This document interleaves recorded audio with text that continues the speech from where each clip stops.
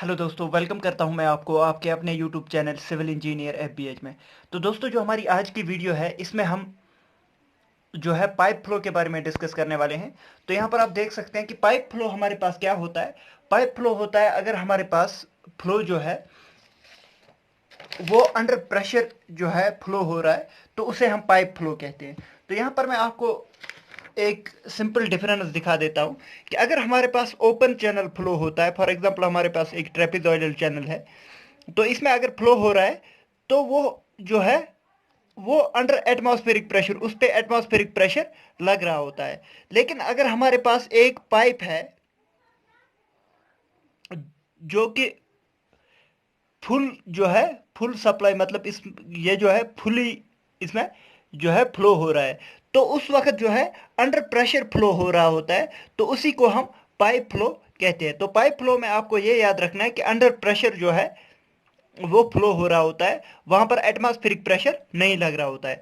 अगर आप ये देखोगे कि हमारे पास जो सीवर लाइन्स होती है, सीवर पाइप, अगर हमारे पास पाइप भी है लेकिन उसमें फ्लो जो हो रहा होता है वो जो है वो फुल नहीं फ्लो हो रहा होता है, तो यहां पर भी जो है एटमॉस्फेरिक प्रेशर लग रहा होता है, चाहे वो पाइप ही क्यों ना हो।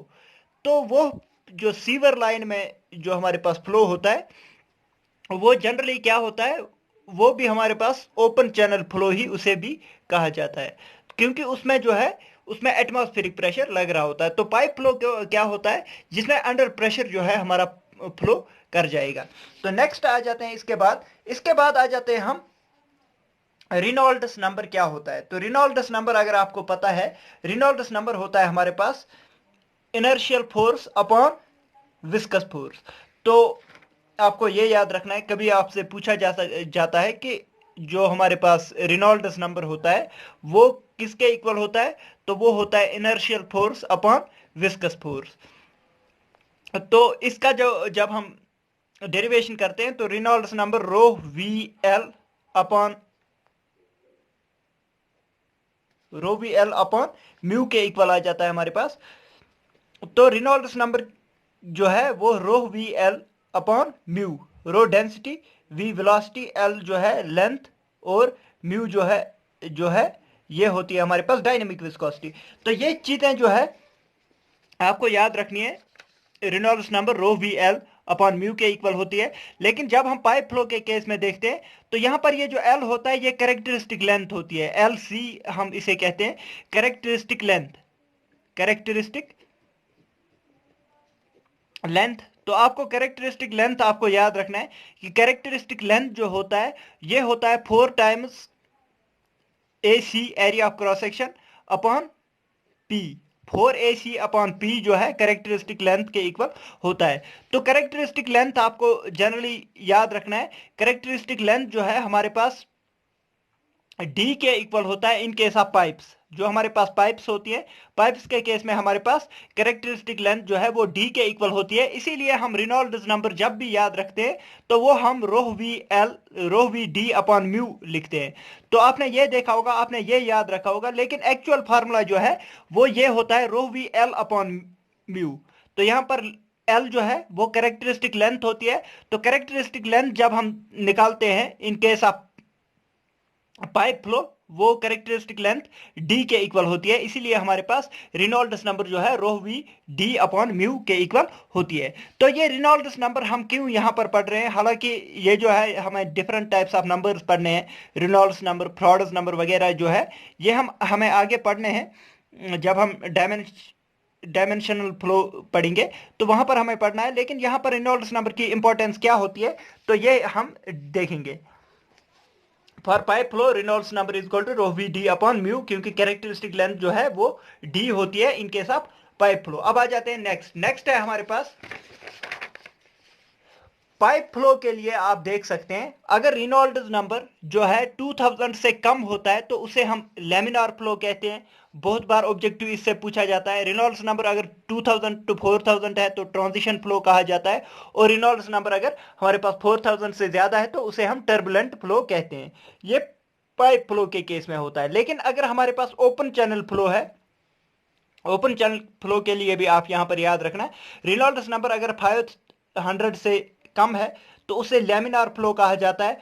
रेनॉल्ड्स नंबर अगर हमारे पास 500 से 1000 के बीच में है तो इसे ट्रांजिशन फ्लो कहा जाता है, और रेनॉल्ड्स नंबर अगर हमारे पास ग्रेटर देन 1000 है तो उसे टर्बुलेंट फ्लो कहा जाता है। तो ये चीजें आपको याद रखनी है। तो यहां पर आप इसका स्क्रीनशॉट भी ले सकते हैं। तो पाइप फ्लो के लिए क्या होता है और जो है ओपन चैनल फ्लो के लिए क्या होता है। तो इसके बाद आ जाते हैं हमारे पास जो कि इंपॉर्टेंट इस चैप्टर का बन जाता है, एक इंपॉर्टेंट पार्ट, वो है losses in pipe flow. Pipe flow के केस में जो हमारे पास लॉसेस होते हैं वो हम कैसे पढ़ते हैं। तो यहां पर आप देख सकते हैं हमारे पास जो लॉसेस होते हैं, एक होता है मेजर एनर्जी लॉस, एक होते हैं माइनर एनर्जी लॉस। तो हमारे पास दो टाइप्स ऑफ लॉसेस होते हैं, एक होते हैं major losses and minor losses. तो मेजर लॉसेस किसकी वजह से होते हैं, ये होते हैं फ्रिक्शन की वजह से। ये भी ऑब्जेक्टिव क्वेश्चन में पूछे जाते हैं। मेजर एनर्जी लॉसेस किसकी वजह से होते हैं, तो फ्रिक्शन की वजह से होते हैं। और माइनर एनर्जी लॉसेस जो होते हैं वो एडी फॉर्मेशन की वजह से होते हैं, मतलब कि एडीज जब भी फॉर्म होती है तो उसकी वजह से माइनर लॉसेस होते हैं। तो जो मेजर लॉसेस होते हैं ये या तो हम डार्सी विजबैक फार्मूला से निकालते हैं या फिर चीजीज फार्मूला से निकालते हैं। तो हमारे पास मेजर लॉसेस जो है वो फ्रिक्शन की वजह से होते हैं, और हम जो निकालते हैं ये लॉसेस या तो डार्सी वेस्बैक इक्वेशन से निकालते हैं या फिर चीजीज फार्मूला से निकालते हैं। तो हमारे पास दो फार्मूले हैं निकालने के। और मेजर लॉसेस जो होते हैं हमारे पास वो 80 to 90% होते हैं, मतलब कि जो भी लॉसेस हमारे पास होते हैं उनमें से 80 to 90% लॉसेस जो है वो मेजर लॉसेस होते हैं, मतलब कि फ्रिक्शन के कारण जो लॉसेस होते हैं। इसके बाद आ जाते हैं हमारे पास माइनर लॉसेस, जो मैंने आपको बताया। तो यहां पर किस किस वजह से जो माइनर लॉसेस होते हैं, एक होता है sudden expansion of the pipe, मतलब कि पाइप एक्सपेंड हो गई उसकी वजह से, sudden contraction of the pipe due to bend, pipe fitting की वजह से, या फिर ओब्स्ट्रक्शन है पाइप में तो उसकी वजह से। और माइनर लॉसेस जो होते हैं वो 10 to 20% होते हैं। मेजर लॉसेस 80 to 90% होते हैं और माइनर लॉसेस हमारे पास 10 to 20% होते हैं। तो ये चीज आपको याद रखनी है। इसके बाद आ जाते हैं हमारे पास directly major losses. Major losses आपको पता ही है फ्रिक्शन के कारण होते हैं, तो ये आपको याद रखना है डायरेक्टली। इसके बाद आ जाते हैं हमारे पास मेजर लॉसेस निकालने के तरीके हैं। एक है हमारे पास डार्सी वेस्बैच इक्वेशन। तो डार्सी वेस्बैच इक्वेशन जो है ये हमारे बुक्स पे जो है दो फॉर्म में दिया हुआ होता है। तो इसमें जो है बच्चे कंफ्यूज हो जाते हैं कि हम कौन सा याद रखेंगे। तो हमारे पास हेड लॉस निकालने का तरीका है HL, हेड लॉस निकालने का तरीका है 4F-LV² अपॉन 2GD। यहां पर 2GD है, रो GD नहीं होता है, इसी में कंफ्यूजन हो जाती है कभी कभार। 4F-LV² अपॉन 2GD, और कहीं पर HL होता है FLV² अपॉन 2GD। तो यहां पर कहीं पर 4F- लिखा होता है और कहीं पर सीधा F लिखा होता है। तो ये चीज आपको याद रखनी है। अगर हमारे पास 4F- लिखा हुआ है, 4 साथ में लिखा हुआ है, तो यहां पर ये F- जो है इसे हम कोफिशिएंट ऑफ फ्रिक्शन कहते हैं। जब 4 लिखा होगा साथ में तो ये फ्रिक्शन कोफिशिएंट कहलाता है, फ्रिक्शन कोफिशिएंट। अगर 4 साथ में लिखा हुआ है तो ये जो है हमारे पास फ्रिक्शन कोफिशिएंट होता है। और अगर यहां पर F ही लिखा हुआ है, 4 साथ में नहीं लिखा हुआ है, तो ये F जो है ये क्या कहलाता है, ये कहलाता है फ्रिक्शन फैक्टर, फ्रिक्शन फैक्टर। तो ये चीज आपको याद रखनी है, आपको कंफ्यूज नहीं होना है। कभी आपसे इस फार्मूले के बेस पे ऑब्जेक्टिव क्वेश्चन पूछ लेगा, कभी इस फार्मूले के बेस पे ऑब्जेक्टिव क्वेश्चन पूछ लेगा। तो यहां पर आपको यह याद रखना है कि अगर 4 दिया हुआ है तो एफ जो होता है ये फ्रिक्शन कोफिशिएंट कहलाता है, और अगर हमारे पास 4 नहीं लिखा हुआ है तो ये फ्रिक्शन फैक्टर होता है।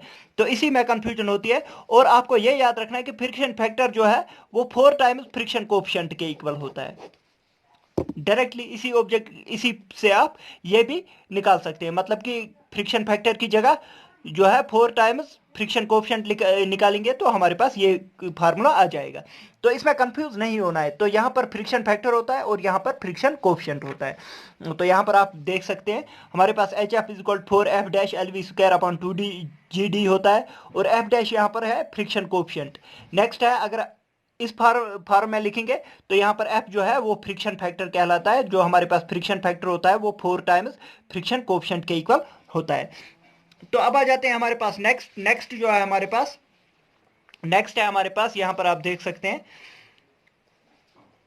ये जो हमारे पास हेड लॉस दिया हुआ है FL V² / 2GD, ये लेमिनार फ्लो के लिए भी वैलिड है, टर्बुलेंट फ्लो के लिए भी वैलिड है, valid for horizontal and inclined pipe flow, मतलब कि इंक्लिनेशन पे, किसी इंक्लिनेशन पे भी दिया हुआ है तो हमारे पास हेड लॉस का ये जो फार्मूला है ये वैलिड होता है। तो नेक्स्ट है हमारे पास, नेक्स्ट जो है इसी हेड लॉस को इन टर्म्स ऑफ डिस्चार्ज अगर हम लिखना चाहेंगे तो इसके लिए छोटा सा डेरिवेशन निकालना है। तो यहाँ पर जो है इस वेलोसिटी को जो है इन टर्म्स ऑफ डिस्चार्ज जब हम लिखते हैं तो हमारे पास हेड लॉस का फार्मूला आ जाता है FL/12.1 बहुत बार क्वेश्चन पूछा गया है, तो ये आप डिराइव भी कर सकते हैं, छोटा सा 1 मिनट में डेरिवेशन इसकी हो जाती है। मतलब कि आपको पता ही है डिस्चार्ज किसके इक्वल होता है, एरिया इंटू वेलोसिटी। तो वेलोसिटी और एरिया पाइप जो है हमारे पास डिस्चार्ज क्यों है, और एरिया पाइप है हमारे पास π/4 D² और वेलोसिटी जो है v के इक्वल होती है। तो इस यहां पर जो है वेलोसिटी का हमें निकालना है, velocity in terms of discharge निकालना है, तो फिर यहां पर पुट करना है तो हमारे पास ये फार्मूला निकल के आ जाता है। तो अब आप ये याद ही रखोगे FL/12.1 D⁵ या फिर आप खुद से भी डिराइव कर सकते हैं। और विस्कस फ्लो के लिए आपको याद रखना है, अगर हमारे पास फ्रिक्शन फैक्टर दिया हुआ है तो फ्रिक्शन फैक्टर जो है वो होता है 64/RE, और अगर हमें फ्रिक्शन कोफिशिएंट निकालना है तो फ्रिक्शन कोफिशिएंट किसके इक्वल होता है, F' जो होता है वो 16/RE के इक्वल होता है। तो 16/RE मतलब कि हमारे पास, अगर आप खुद से याद रखोगे, फ्रिक्शन फैक्टर जो है वो 64/RE के इक्वल होता है, और आपको ये पता है फ्रिक्शन फैक्टर जो है वो 4 टाइम्स कोफिशिएंट ऑफ फ्रिक्शन के इक्वल होता है, 4 टाइम्स 64/RE। तो हम जो है 4 1s और 4 1s 4 6 24, तो यहाँ पर F' की वैल्यू जो है वो 16/RE के इक्वल आ जाएगी। तो ये आप याद रख सकते हैं और ये आप यहाँ से डिराइव कर सकते हैं। तो फ्रिक्शन फैक्टर जो है वो किसके इक्वल होता है, 64/RE के इक्वल होता है। तो नेक्स्ट आ जाते हैं हमारे पास चीजीज फार्मूला। तो चीजीज फार्मूला हर एक को पता ही होना चाहिए। चीजीज फार्मूला क्या होता है, किसी बुक पे दिया होता है V = C√RS के RS, तो किसी बुक में दिया होता है V = C√MI। तो आप यही याद रख लेना, ये और ये जो है चीजीज फार्मूला ये सेम टू सेम ही है, किसी बुक में ऐसे लिखा हुआ है, किसी बुक में ऐसे लिखा हुआ है। तो यहाँ पर आप देख सकते हैं हमारे पास जो M होता है ये क्या होता है, हाइड्रोलिक मीन डेप्थ। C क्या होता है, C होता है चीजीज कांस्टेंट, M होता है हाइड्रोलिक मीन डेप्थ, और I होता है slope of hydraulic gradient line. तो ये आप याद रखना, ये मैं अभी आपको बताऊंगा कि हाइड्रोलिक ग्रेडियंट लाइन क्या होती है और टोटल एनर्जी लाइन क्या होती है। तो C होता है Chezy's constant, M hydraulic mean depth, और I जो होता है हमारे पास slope of hydraulic gradient line. पूछा जाता है, इनमें से भी ऑब्जेक्टिव पूछा जाता है। तो M होता है hydraulic mean depth. Hydraulic mean depth आपको पता ही होना चाहिए, area upon perimeter, wetted perimeter, area upon wetted perimeter. तो एरिया जो है पाइप के लिए एरिया क्या होता है हमारे पास, π/4 D² और पेरीमीटर किसके बराबर होता है, πD के इक्वल। पाइप के लिए हमारे पास एरिया जो होता है π/4 D² अपॉन जो है πD हमारे पास होता है पेरीमीटर, या 2πr को ही हम πD भी लिख सकते हैं। तो यहाँ पर D एक के साथ हो जाएगा और पाई एक के साथ हो जाएगा, तो हमारे पास M जो है हाइड्रोलिक मीन डेप्थ वो होता है D/4। डायरेक्टली ऑब्जेक्टिव क्वेश्चन में पूछा जाता है कि हाइड्रोलिक मीन डेप्थ जो है पाइप के लिए क्या होता है, तो D/4 आपको याद ही रखना है, तो या आप खुद से निकाल भी सकते हैं। और I जो है हाइड्रोलिक जो है slope of hydraulic gradient line. तो हम कैसे निकाल सकते हैं, head loss upon total length. मतलब कि हमारे पास अगर ये पाइप फ्लो है, यहाँ पर हमने पीजोमीटर रख लिया और यहाँ पर पीजोमीटर रख दिया, यहाँ पर पीजोमीटर ये रीडिंग दिखा रहा है और यहाँ पर पीजोमीटर ये रीडिंग दिखा रहा है। तो हाइड्रोलिक ग्रेडियंट लाइन हमारी ये बन जाती है, मतलब कि यहाँ से यहाँ तक जो है इतना हेड लॉस हुआ है, और ये जो लेंथ है ये लेंथ L है। तो हमारे पास HL head loss upon length जो है हमारे पास इसका स्लोप देता है हाइड्रोलिक ग्रेडियंट लाइन का। मतलब कि अगर हमें I निकालना है तो वो होता है HL head loss upon length. तो ये होता है हमारे पास slope of hydraulic gradient line. तो यहां पर आप देख सकते हैं हमारे पास C की वैल्यू जो है, C की वैल्यू भी पूछी जाती है आपसे। C की वैल्यू जो होती है √8g/f के इक्वल होती है, या फिर 1/n r⁻⁴ के इक्वल होती है। तो ये आप कैसे निकाल सकते हैं, ये डेरिवेशन करके भी निकाल सकते हैं। और ये जो है ये कैसे निकाला जाता है, ये हम मैनिंग्स इक्वेशन से निकालते हैं। मतलब कि इसी इक्वेशन को मैनिंग्स इक्वेशन के साथ कंपेयर करते हैं तो हमारे पास 1/n r⁻⁴ के इक्वल आ जाता है C की वैल्यू। तो C की ये वैल्यू आपको याद रखनी है 8g/f या 1/n r⁻⁴।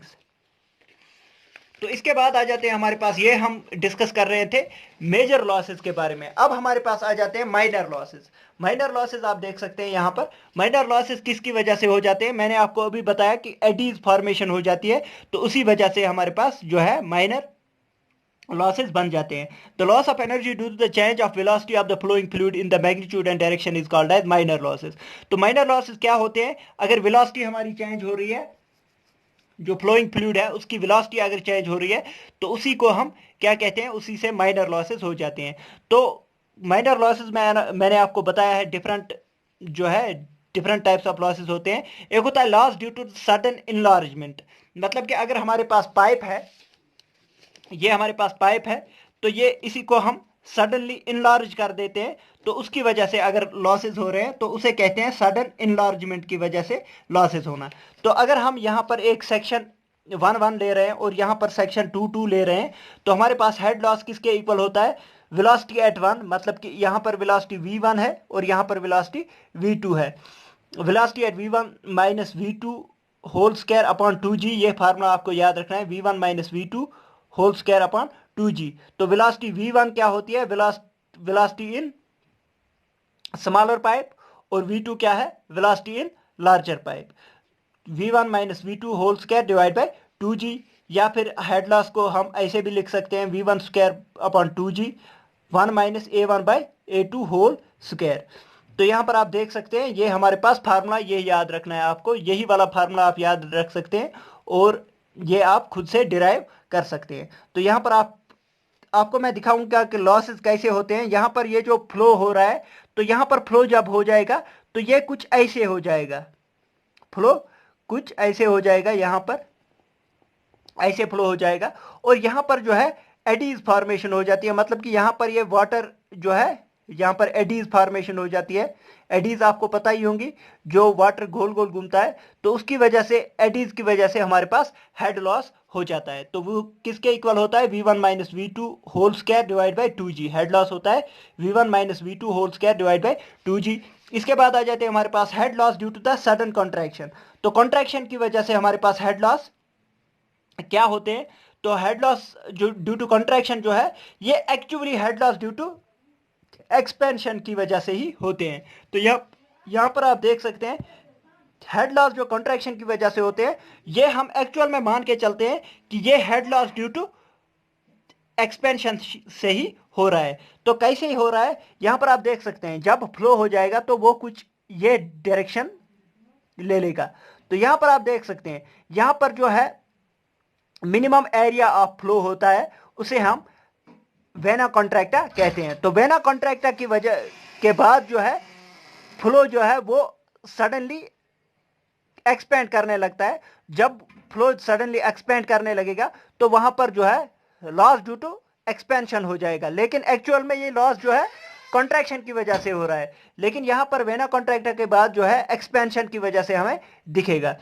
तो यही होता है एक्सपेंशन की वजह से। अगर हम यहां पर इसको बोलेंगे कि ये जो है स्मॉलर डाया वाली पाइप है और ये लार्जर डाया वाली पाइप है, तो वही फार्मूला हम लगाएंगे सेक्शन 1 पे, हमारे पास velocity at vena contracta minus v2 upon 2g। तो यही फार्मूला हमें लगाना है। तो मैंने आपको मैंने आपको बताया था यहाँ अगर हम head loss due to expansion कह रहे हैं तो वो होता है v1 smaller pipe minus V2 whole square upon 2G head loss होता है। तो यहाँ पर आप देख सकते हैं वेना कॉन्ट्रैक्टा पे हमारा एरिया जो है वो कम है, और यहाँ पर सेक्शन 2 पे हमारा एरिया ज़्यादा हो रहा है, मतलब कि पाइप ज़्यादा बड़ी हो रही है। तो हेड लॉस क्या आ जाएगा, V1 यहाँ पर हम मानेंगे छोटी वाली pipe vena contracta, velocity at vena contracta minus velocity at 2 whole square upon 2G, velocity at vena contracta, velocity at 2 upon 2G। तो ये आप याद रख सकते हैं। नेक्स्ट आ जाते हैं हमारे पास, इसी को हम जनरली अगर हमारे पास जो है कोएफिशिएंट ऑफ कॉन्ट्रैक्शन नहीं दिया हुआ है तो हम इसी हेड लॉस को 0.5 वी स्क्वायर बाय 2G भी लिख लेते हैं, कभी कभार 0.5 वी स्क्वायर अपॉन 2G भी लिख लेते हैं। लेकिन अगर हमारे पास कोएफिशिएंट ऑफ कॉन्ट्रैक्शन दिया हुआ होता है, तो कोएफिशिएंट ऑफ कॉन्ट्रैक्शन अगर दिया हुआ होता है तो हमें यह फार्मूला लगाना होता है। तो के V2 स्क्वायर अपॉन 2G, और के की वैल्यू क्या होती है 1 by coefficient of contraction minus 1 raised power 2। तो कोएफिशिएंट ऑफ कॉन्ट्रैक्शन जनरली हम शार्प एजेड जो हमारे पास पाइप्स होती है, शार्प एज पाइप्स, उसके लिए 0.62 लेते हैं, और हमारे पास के की वैल्यू जो है 0.375 आ जाती है। Loss in contraction is less than the loss in expansion. तो हमारे पास कॉन्ट्रैक्शन में लॉसेस होते हैं वो कम होते हैं as compare to losses in expansion. Expansion of the pipe में जो है लॉसेस ज़्यादा होते हैं। तो ये चीज़ आप पूछी जाती है, ये हर एक पॉइंट में जो लिख रहा हूं ये ऑब्जेक्टिव में पूछा गया है। Losses are always expressed in terms of velocity of the smaller diameter pipe. मतलब कि लॉसेस जब भी हम देखते हैं तो in terms of smaller diameter pipe, smaller diameter pipe के रेस्पेक्ट में लिखे जाते हैं। जहां पर भी लॉसेस लिखे जाते हैं वो इन terms of smaller diameter pipe लिखे जाते हैं। फॉर एग्जांपल यहां पर हम देख सकते हैं V2 स्क्वायर, V2 कौन सी है, यहां पर V2 जो है वो स्मॉलर डायमीटर वाली पाइप है। यहां पर आप देख सकते हैं V1 स्क्वायर, V1 कौन सी डाय वाली पाइप है, वो स्मॉलर डाय वाली पाइप है। तो यहां पर हेड लॉसेस जो भी है वो इन terms of smaller diameter pipe लिखे जाते हैं। तो ये चीज आपको याद रखनी है। इसके बाद आ जाते हैं हमारे पास नेक्स्ट जो है एग्जिट लॉस। एग्जिट लॉस जो होता है मतलब कि लॉस जो है पाइप में यहां पर फ्लो हो रहा था, तो अब फ्लो जो है वो एग्जिट हो रहा है, सीधा एग्जिट हो रहा है। तो यहां पर आप देख सकते हैं हमारे पास लॉस जो होता है V स्क्वायर अपॉन 2G के इक्वल होता है। तो ये भी आप निकाल सकते हैं। आपको मैंने अभी बताया कि हमारे पास हेड लॉस जो होता है एक्सपेंशन की वजह से किसके इक्वल होता है, V1 minus V2 whole square upon 2G के इक्वल। तो अब हमारे पास जब हम एग्जिट हो रहा है तो यहाँ पर पानी की वेलोसिटी जो बाहर है वो जीरो हो जाएगी। तो जब पानी की वेलोसिटी बाहर जो है जीरो हो जाएगी तो हमारे पास हेड लॉस किसके इक्वल हो जाएगा, V1 स्क्वायर अपॉन 2G। तो एग्जिट के लिए हमारे पास V स्क्वायर अपॉन 2G हम लॉस लिखते हैं। V क्या होता है, वेलोसिटी इन पाइप, क्योंकि वेलोसिटी पाइप के बाहर जो है वो हम जीरो ले लेंगे। तो head loss due to exit जो है V स्क्वायर अपॉन 2G के इक्वल होता है। इसके बाद आ जाते हैं नेक्स्ट है एंट्री लॉस। एंट्री लॉस जो होती है वो याद ही रखना है आपको, ये होता है 0.5 V square upon 2G। Entry loss जो होता है वो 0.5 V स्क्वायर अपॉन 2G, ये आप ऐसे ही याद रख लेना। इसके बाद आ जाते हैं हमारे पास losses due to the bent in pipe. Bent की वजह से हमारे पास लॉसेस क्या होते हैं, तो लॉसेस ड्यू टू बेंट जो है वो के V स्क्वायर अपॉन 2G, मतलब जहां पर भी V स्क्वायर अपॉन 2G के फॉर्म में ही लॉसेस लिखे जाते हैं। तो यहां पर के जो है कोफिशिएंट ऑफ बेंड होता है, के कोफिशिएंट ऑफ बेंड होता है, के depends upon angle of bend, radius of curvature of bend and diameter of the pipe. मतलब कि एंगल ऑफ बेंड पे भी डिपेंड करेगा के की value, radius of the curvature of the bend पे भी डिपेंड करेगा, और हमारे पास जो है डायमीटर ऑफ द पाइप पे भी डिपेंड करेगा। तो यहां पर आप देख सकते हैं के की वैल्यू जो है एंगल ऑफ बेंड पे डिपेंड करेगा। मतलब कि जितना बेंट एंगल जो है वो ज्यादा होगा उतना हमारे पास जो है, ये देखिए आप, जितना हम ज्यादा बेंड करेंगे उतना हमारे पास जो है लॉसेस ज्यादा होंगे। अगर हम ऐसे पाइप को बेंड करेंगे, थोड़ा ही पाइप को बेंड करेंगे तो लॉस कम होगा, अगर हम ज्यादा पाइप को बेंड करेंगे तो लॉस ज्यादा होगा। तो ये चीज आपको याद रखनी है। इसके बाद आ जाते हैं radius of curvature. Radius of curvature क्या होता है, मतलब कि अगर कर्वेचर का रेडियस ज्यादा है मतलब कि बेंड उसमें कम होगा।